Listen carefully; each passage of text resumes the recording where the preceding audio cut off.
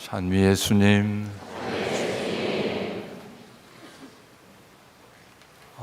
오늘 우리 제주 교구의 사제들만이 아니라 전국 여러 곳에 시무님들이 와 계십니다. 사제 평생 교육의 일환으로 엠마오 연수원에서 석 달 동안의 과정을 지금 보내고 계신 시무님들이 한 20분 가까이 오셨을 텐데 여기저기 흩어 계십니까? 한번 일어나 봐 주실래요?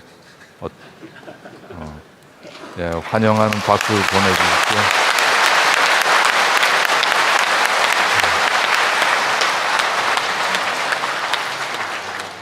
네, 석 달 동안의 제주의 생활이 행복하시기를 빕니다.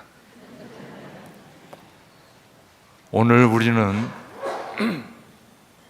기름을 축성하러 모였습니다. 이 기름은 한 해 동안 우리들의 거룩한 성사에 사용할 기름입니다. 기름이라는 그 물질 자체가 거룩한 것이 아니라 구원의 은총을 내리시는 주님의 영을 상징하는 도구로 사용하기 위해서 거룩하게 축성하기 때문에 우리는 성유라고 부릅니다. 구원을 예언한 이사야 예언서는 주님께서 때가 되면 당신 구원을 완성하도록 보내신 분이 주님의 기름 부음을 받을 것이고 주님의 영이 그분께 내릴 것이라고 표현했습니다. 오늘 첫째 독서에서 우리가 들었습니다. 그리고 오늘 마지막에 들은 복음은 구세주 예수님이 공생활을 시작하시면서 대중들 앞에서 이사야서의 그 구절을 읽으시고 마지막에 오늘 이 성경 말씀이 너희가 듣는 가운데에서 이루어졌다 하고 선언하셨습니다. 오늘 우리는 이 기름을 축성하기 전에 이 기름이 상징하는 주님의 영이란 어떤 분이신지를 가슴에 깊이 새기면 좋겠습니다.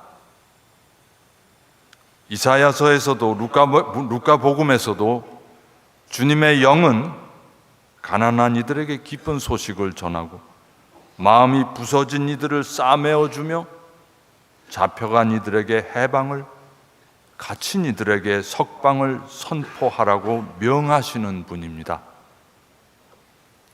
우리 주 예수 그리스도는 이 주님 영의 명령을 당신 전 생애의 사명으로 온전히 받아들이셨습니다. 아론의 사제직, 레위 부족의 사제직이 아니라 예수 그리스도의 사제직을 이어받은 오늘의 사제들도 이 주님 영의 명을 수행하라고 거룩한 기름의 도유를 받은 사람들입니다. 그렇다면 오늘의 사제들은 우리가 받은 사제직의 본질이 무엇이고 어디에 있는지를 다시 상기하고 되새겨야 하겠습니다. 우리는 단순히 성사를 지속적으로 집전하며 기름을 바르는 직업적인 종교인으로 눌러앉아서는 안 될 것입니다.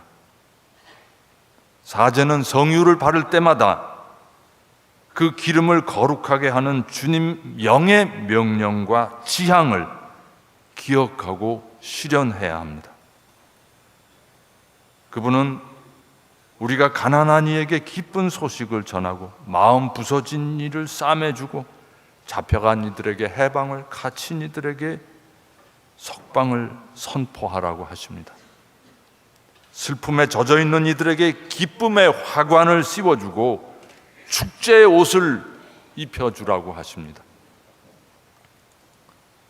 사제는 그런 의미에서 근본적으로 제도적 종교의 공무원이 아니라 주님 명의 기쁨을 선포하고 실현하는 예언자여야 합니다.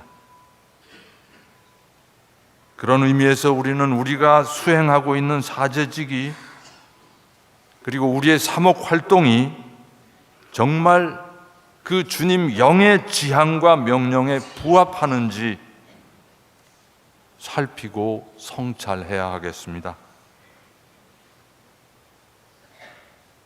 사목 경험이 많을수록, 오랜 사제 생활을 한 사람일수록 사제들이 제일 빠지기 쉬운 오류와 유혹이 자신의 경험과 경륜에 안주하고 변화를 거부한다는 것입니다.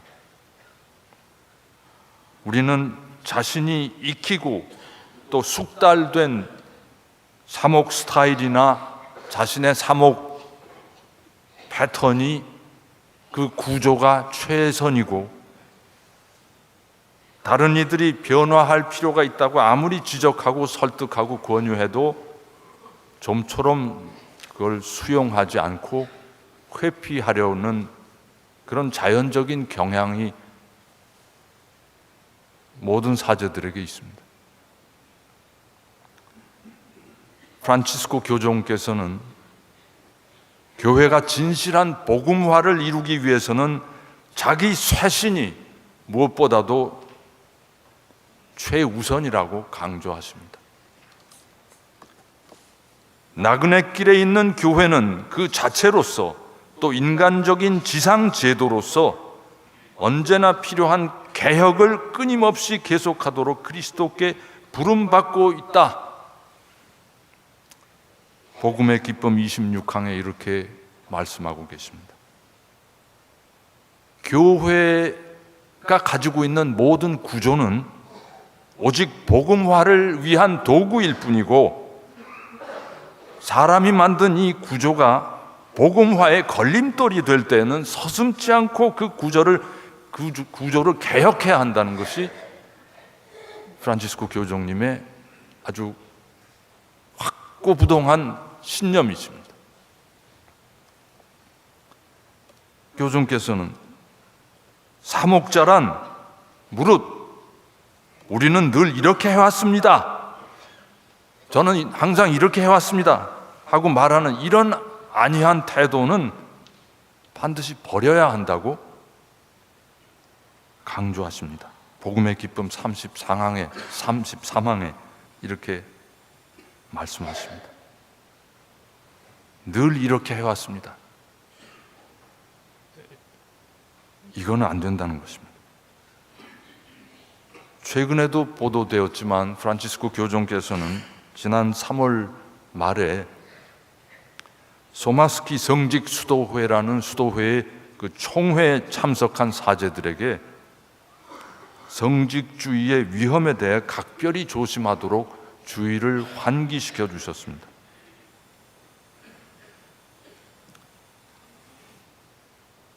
복음적인 섬김에 걸림돌이 될 수 있는 헌 가죽 부대를 버리는 것을 두려워하지 마시오, 이렇게 선언하셨습니다. 그것은 예수님께서 새 술은 새 부대에 담가라 하신 그 복음 말씀을 염두에 두시면서 하신 말씀입니다. 교회의 구조는 경우에 따라서는 교회를 지키기보다는 교회에 해를 입히는 경우가 있고, 하느님 나라를 위한 봉사와 사랑의 그 역동적인 주행에 오히려 브레이크를 걸 수 있다, 이렇게 지적을 하셨습니다.